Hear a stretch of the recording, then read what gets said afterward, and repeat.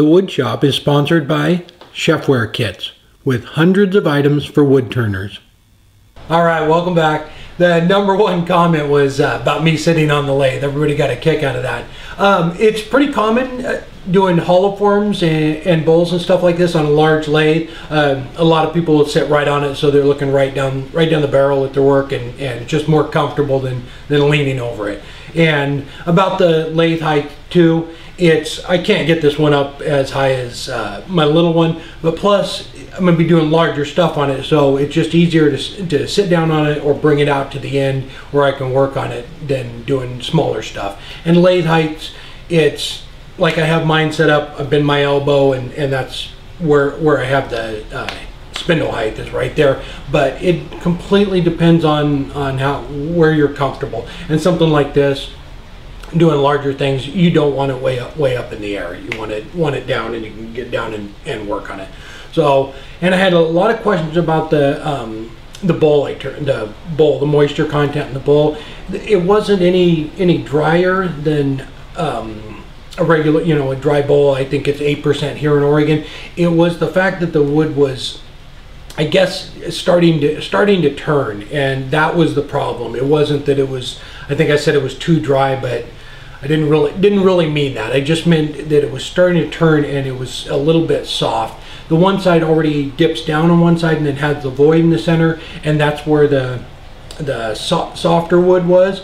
So that's why it threw it way out of balance. The other side was higher, and it was just a much harder wood.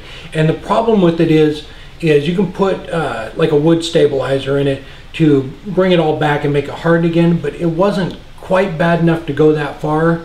So I just left it, but it doesn't cut clean. It's not like cutting green wood, or even a piece of wood that's dried inside and you've only had for a few years or whatever. That thing's been outside, so it's been in the weather at different times. I've probably had it for, I don't know, 6 or 7 years, I think.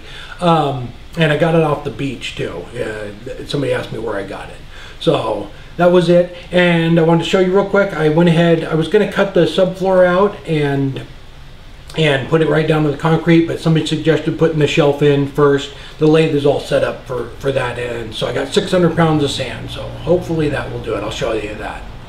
Alright, in the last video I was talking about cutting the subfloor out and putting it right down on the concrete, but somebody suggested putting the shelf in and putting some sandbags in, so I'm going to try that before I get it down onto the concrete.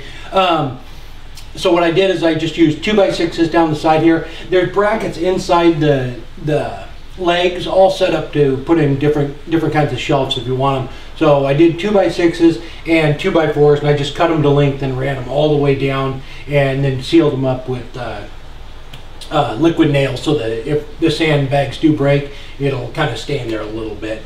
But I put in 300 pounds of sand, so I have 6 bags in there, and that really sturdied it up.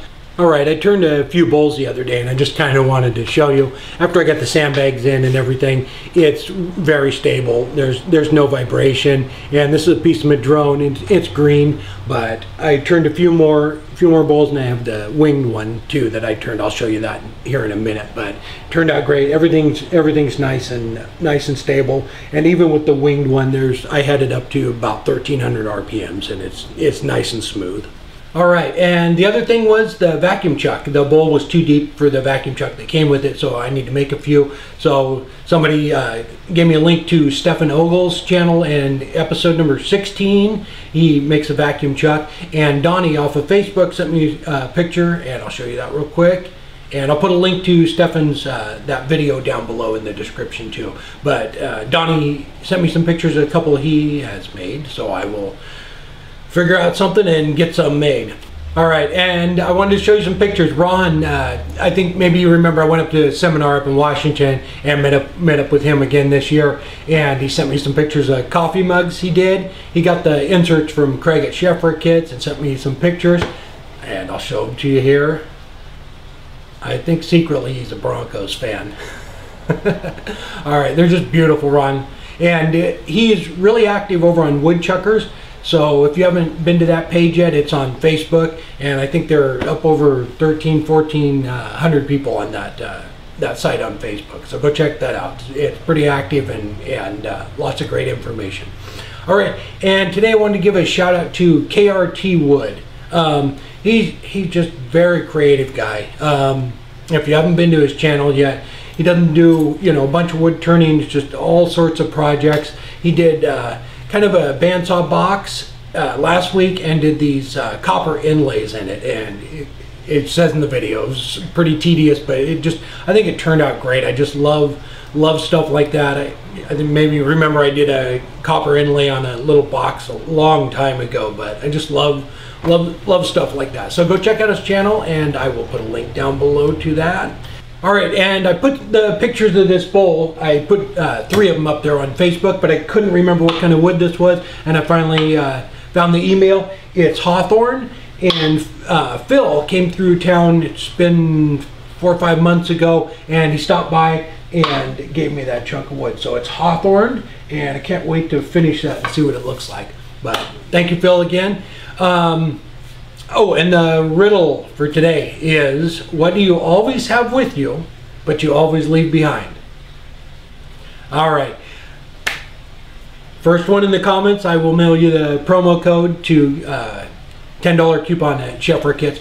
And Friday, we're going to do a hollow form. I need to give this lathe a workout. All right. Take care and have a good day.